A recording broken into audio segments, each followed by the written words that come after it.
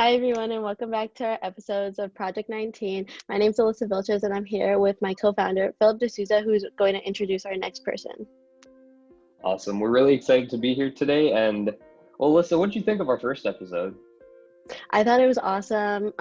Josh, if you're watching, thank you so much for coming onto the show and sharing your experience, and I'm really excited to see all the upcoming people that we interview.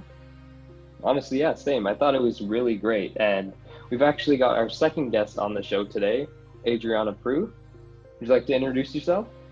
Yes, for sure. Thank you guys for having me here. I'm very excited to be a part of this. Like you said, my name is Adrianna Proulx. I'm a fifth year from Brandon University in Manitoba, Canada, originally from Thompson. And yeah, I'm super excited to be here with you guys. That's awesome. Do you mind just kind of telling us a little bit about your COVID experience? I know you didn't contract the virus, but just from like the start of the pandemic and how you managed, and yeah, just your overall experience. Yeah, for sure. It was difficult. I know when the pandemic first started, well, when the virus first started, I remember back in January of 2020, and I was with my teammates and we were in BC, and we were hearing about it, but it wasn't yet kind of spreading, and we were all talking about it. I remember being in the hotel and we were all saying like, oh, it's probably just going to kind of not make its way over here. And then things started to happen. It was getting to other countries, and then all of a sudden it was in Canada, and then it was school stopped. And once school stopped, I think that was kind of a reality hit for everybody, and we were all kind of shocked that we didn't know where things were going to go from there. And then summer, a lot of our girls stay behind in Brandon to train for the summer, and I'm one of those people that usually stay behind, and summer training was canceled. And I think that was a really big eye-opener for a lot of us, and it was just very disappointing. I don't want to say disappointing, but it was disappointing. Like, you play this sport your whole life and it's so competitive, and then when it comes a time and everything gets put on a stop, it changes everything's routine. So the summer was completely different. We didn't get to train probably until, I want to say, July. And then July and August, we were finally able to get back into the gym, and we were so excited for it. And then, our whole team came back by August, and we were training, but we weren't training. We were training with like 2 or 3 girls at a time. We didn't get to see our whole team all together in September. Everybody was there, but nobody was there together, and it was tough for everybody. And you get used to being in a routine as an athlete at this level, especially when you're playing at a university sport level. You get the routine of going to classes and getting into the gym and doing your workouts and playing games on weekends, and that was just a 360 turn when COVID hit. And we had to teach ourselves completely new routines, and everything changed from then on out, because here in Manitoba, our rules change so frequently that at the beginning of the year in September for our season, we were training in small groups, and you get into the routine of all of our classes were online, and that was a change for everybody too, and it can be very mentally demanding. So it was a change, and we had to get into a routine. And then once we got into a routine, the rules would change again. So once you get settled into that routine as a team and individually for your sport and for school, it changed. And then we were training at different times because we were allowed to train in bigger sized groups together as a team. And then you got to a bigger group, and then workouts came into play, and then you had to change your whole routine again. So it was difficult for our team. I know I saw it in the girls, and we talked about it, and it was coming from someone that was our only fifth year on the team, and it's hard for me to see a lot of the younger girls struggling to find motivation in practice, to have that motivation to go to practice every day. And we're not allowed to scrimmage. We can only do skill drills, and for months on end doing skills. How hard is that when you're so used to doing competition all the time? Like, it has been a whirlwind of emotions for everybody. And now that here in Manitoba we can't practice it right now, we haven't been able to practice for the past 2 months, and that is back to square one, like where we were in the summer. And I know that it is so hard to find motivation right now, but we have to. And it's taken a huge turn on us, but our team is trying to make do with what we can do, but it's been a burden on a lot of us, and it sucks, but we're trying to push through and make the best of it right now. So, Adriana, how do you find motivation during the pandemic to keep pushing through and get in your workouts or practice? What do you do? Yeah, it's hard to find that motivation. I struggled quite a bit once practices ended. I did in November while we were still practicing. I got sick, but I didn't get COVID, but I caught a cold and I had to quarantine and get tested. So that kind of while we were still training really made me feel it was hard to get back into it, because as soon as I got sick and had to quarantine for 2 weeks, our practices got canceled. So then we really weren't practicing, and me being off for 2 weeks and being sick, and then all of a sudden practices got canceled, I struggled with motivation. It was hard for me to, want to be like, okay, I'm going to go work out in my house because our gyms were closed and we can't go to the gym and work out, and you have to do everything in your house. And that can be so hard to find motivation when you have, other things you can do. You can lay on your couch, you can just lay in bed, you can just do whatever you want when you're in the comfort of your home and you don't have the obligation to go and be somewhere for a certain time. So for me, it was just really thinking like, okay, I have this opportunity to still be playing basketball at this level. I'm still a part of a team. I know I did struggle for a bit, and I know a lot of my teammates did struggle as well, but in my mind, I have to tell myself that I am lucky enough to still have another season after this, of being able to play and be a part of this team. And I don't want to let my team down in the future, and I want to be the best that I can be myself. So you know what? I've been telling myself to get up and go do a workout in my house. I know I can't get on the court because here where I am, nothing's open for availability to get on the court, and outside we got feet of snow right now. So it's not like we can go to an outdoor court. It's, you have to do workouts in the comfort of your own home, whether that be, workouts that our coach is sending us, and we have the obligation to do it by ourselves. So it's been hard, but, I am so grateful to have this opportunity that I know that I can't just sit there and be lazy. I have to still work as if we were in a season right now and push myself to be strong, so that when we do come back, we're not starting from square one. At least we have a little bit in our team to keep going and be ready for next year as much as we can. Yeah, that's awesome. You talk a lot about like motivation and self-motivation, and you're a fifth year senior on the team. Can you just explain a little bit about how you help motivate the freshmen and some of the younger players and kind of mentor them through this pandemic? Yeah, I mean, it was at the beginning of September, it was difficult because I know a lot of people, we were all excited to be back, but like I said, we didn't all get to really see each other. So it was for me, as being one of the captains on the team, it was a matter of, okay, we're going into practice, and you saw all our players, not just our younger players. It was players, everybody, year 1, year 2, year 3, slowly, just you could tell that it was hard to get in the gym and just go and do skill workouts. So it was a matter of voicing out in practice and getting energy levels up, and saying, yeah, this might be tough, but we're here. There's some people that aren't able to practice right now. Like, we were lucky to be at the point of where we were able to practice, that's what we had to say. We had to use our words, we had to use our body language in practice as being leaders on the team. Any of our older players or any of our players in general, we had to keep that energy up, because once you lose your energy, then people feed off that in practice, and then it was deflating sometimes when, our leaders, such as myself and other leaders on the team, showed up to practice, and we were not as motivated as we should have been. And then, you see the rest of the team kind of fall down in that too, because they see you not working that hard and you losing that motivation, that they're like, oh, well, why should I have motivation? Like, that's the kind of impression that you give as a leader. So, I've been trying my best, or I was trying my best when we were on the court, to bring that into practice. And then now everybody's back home. All my teammates left to go back to their hometowns once our practices got canceled. So it's just a matter of honestly just staying in touch and, talking to your teammates, whether that be texting or, social media or FaceTime, because that's really all we have right now. And it's been hard, but I try my best to stay in touch with my teammates, and our coaches are doing a good job. We have Zoom team workouts every Fridays. We have some Zoom game nights that we just had a couple weeks ago with the team. So it's just I feel like it's a matter of keeping that motivation together, but also coming together as a team, virtually being our only option right now. But when you don't have that, then your team might start to deflate away from each other, and you don't want that, because soon enough you are going to be back together and you are going to be able to be on the court, so you can't lose what you already had.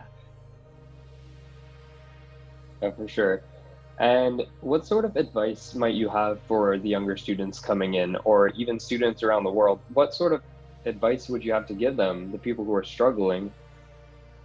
Yeah, I think it's just a matter of, just keeping your head up and, keeping that motivation, like I said so many times, and, expect the unexpected, because honestly, nobody ever expected this to happen. And I think just being grateful for the opportunities that you have is a huge thing right now for a lot of people to get through this pandemic, whether you're an athlete, whether you're a frontline worker, whether you're like anybody that's going through this. Like, people have lost jobs, like it's hard for everybody. And I honestly think that just keeping your head up and being grateful for the things that you have, because I know right now that where we are in Manitoba, our rules are so different than everybody else across Canada. We don't have the opportunity to be in a gym. We don't have the opportunity to go work out when we want to. We are not allowed to see anybody outside of our household right now. It's a struggle right now for us. And you know what? I look at other provinces that might be able to do that, and I think that people need to be thankful for the opportunities that they have, because it's not easy to be where we are right now and not being able to see anybody and be a part of our team. And that's a struggle. So I think just realizing what you have and trying not to dwell on the negatives and the things that you don't have right now, and just keep your head up while you can, because this isn't going to last forever. And I think that if people keep that in mind and realize that this isn't going to last for 5, 6, even 3 more years, eventually things will be back to the way that, hopefully mostly the way that we are used to, where we can be with loved ones, be with friends, train with our teammates. For us, like, I know that those are the things that we're craving so badly, and they will come in time. That's awesome. I agree with you, and I know that it's struggling for everybody. I see it firsthand, even at work, or at school, even here in my household. Like, everybody has their own struggles, but I agree we have to keep pushing through, and there's going to be improvements. You talked a little bit about how it's different across Canada from province to province. I know Phil and I live in Ontario, so we have a little bit different set of rules, even just in our area that we live in. Can you explain how, like, your perspective on how it's been challenging with the rules, and kind of give other people a perspective of what you're going through? Yeah, for sure. I mean, my perspective on our rules is, everybody's trying to do what they can do for the better of everybody here. I mean, yes, we may look at the rules and think that they're strict, and it may be unfair, but it's happening for a reason. And that's where I try to keep my eyes open to that, is because yes, here we're not allowed to see anybody out of our households. Like I said, you can't, all non-essential items in our stores are closed off. You can only go to stores for essential items. Masks are required and everywhere outside once you leave your house. It's very different here, and I respect what they're doing, because as we see, our numbers hopefully are starting to go down right now, and they're doing this because they don't want it to last forever. And if they don't put these rules into play when it's getting worse, then we're just going to keep going, getting worse and worse. And nobody wants that. So I think opening your eyes to realize that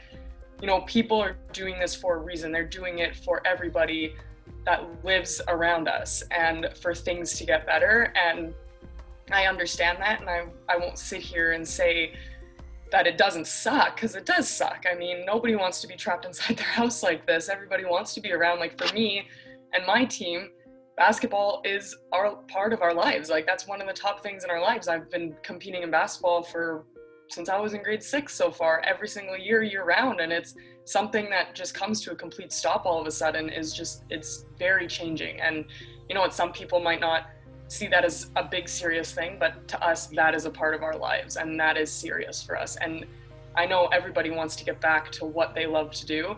So I think just understanding the rules and following them, and just, it might be for a couple months, but what's a couple months to maybe 8, 9, 10 months to a year if we don't follow these rules? And I think that opening our eyes up to other people's situations, like I said, in other provinces, like you guys have different rules in Ontario than we have in Manitoba, from Saskatchewan, just understanding, like, it could be worse or it could be better, but why dwell on that? Like, you got to follow the rules while you can, because eventually it's going to plateau and we're going to get back to regular life soon enough. So I think that's so important to just realize that it is for a good thing and a good cause and a good reason, and it is for all of us. For sure. And do you have any plans for basketball after university? Just out of curiosity. Yeah, I mean, after I'm done school, so thankfully I am lucky enough, as a fifth year, this would be my last year, but because of COVID, I am lucky enough to stick around for a sixth year, because this year does not count for eligibility for me. And thankfully enough for me, I have another year of school. So I am lucky as a fifth year to have the opportunity to not have this as my last year of playing a sport. I know lots of people across Canada and the States would not be able to stay the same, but I'm hoping that, once next year's done in my season, I'm really hoping to continue playing basketball, hopefully somewhere overseas in Europe. I really want to play professional basketball somewhere over there, maybe whether that be for a year and feel it out, or, if I really enjoy it over there, wherever it takes me, I will be more than happy to go. But that is really my goal, is to play somewhere overseas. And then, whenever I'm done that, I would love to, I want to be a physical education teacher. That's what I'm in school for. So coaching the next generation is my passion. I love to coach and help athletes become, hopefully in a position where we are at a university level and chase their dreams. So that's hopefully my goals for my basketball career. That's awesome. We wish you all the best with that. And we know that you're going to be successful whether you go overseas or you become a PE teacher. What advice would you give people on staying safe and still having a good time while practicing COVID? Yeah, for sure. I think it's really important, like I said, just, don't break the rules. If you shouldn't be getting together with people, you shouldn't be getting together with people.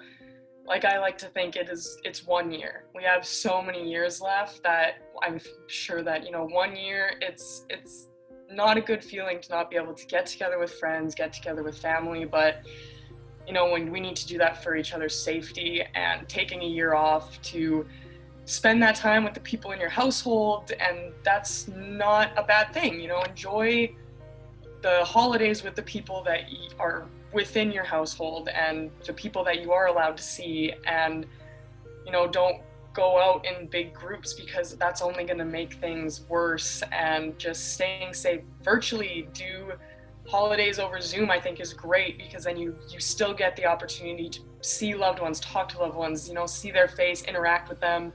And you know what, it is 1 year that I think we can all just appreciate and understand that we are doing this for each other and to help one another to get things back to normal, so that next holidays we're not in the same situation, so that next New Year's and next Christmas we can get together with everybody that we want. So I think it's just really important. So wherever you are, be smart, follow the rules, and just have a good holidays by being safe. And Adrianna, if you could sum up this year with just one word, what would that be? I'd probably say unpredicted, because I don't want to say that, I don't want to say, oh, it sucks, it's a bad year. Like, it is unpredicted, because nobody would have said that 2020 would be full of everything that is going on right now. So many things happened in 2020, and I think it's just important to understand that, things will happen sometimes like this, that we just have to get through together, whether that be with family, community-wise, like all around the world. It's so unpredictable, but you know what, if we are there for one another, anything is possible, and we can and will get through this together within our communities, within our provinces, countries, around the world. Eventually, everything is going to be great again. And I think that, expect the unexpected, because we never know what's going to happen in life, and just enjoy what you have right now, I think is the most important thing. Yeah, absolutely. So kind of ending off on a good note, I know it's kind of cliche, But do you have a New Year's resolution going into 2021? I think going into 2021, I know that this year was really tough for me too, mentally, and just trying to get myself to do things. And, I would do something for a while and have all this motivation, and then it would kind of drop off a little bit, and then you get back into it. So I think for me in 2021 is just do everything that I want to do, appreciate everything that I have. I don't want to look at, the what ifs, the negatives. Like, I just want to, especially with basketball right now, just if we can't get in the gym for another 2 months, especially my New Year's resolution would just be like train on my own consistently, have that motivation within myself to push through anything, because I think that will be the most important thing for me right now. So I really hope that in the New Year's I can push myself to do that the most that I can. Listen, Adrianna, we just want to thank you sincerely for coming on the show today. It's been a pleasure, and thank you so much for your time. Yes, thank you so much for having me. I'm really excited. I was happy to be a part of this project that you guys are doing. So thank you so much for having me. Well, everyone, you just saw it. This was Adrianna, and she was on our second episode of Project 19. My name's Alyssa Vilches, and I'm with my co-founder, Philip D'Souza, and we hope to see you next time.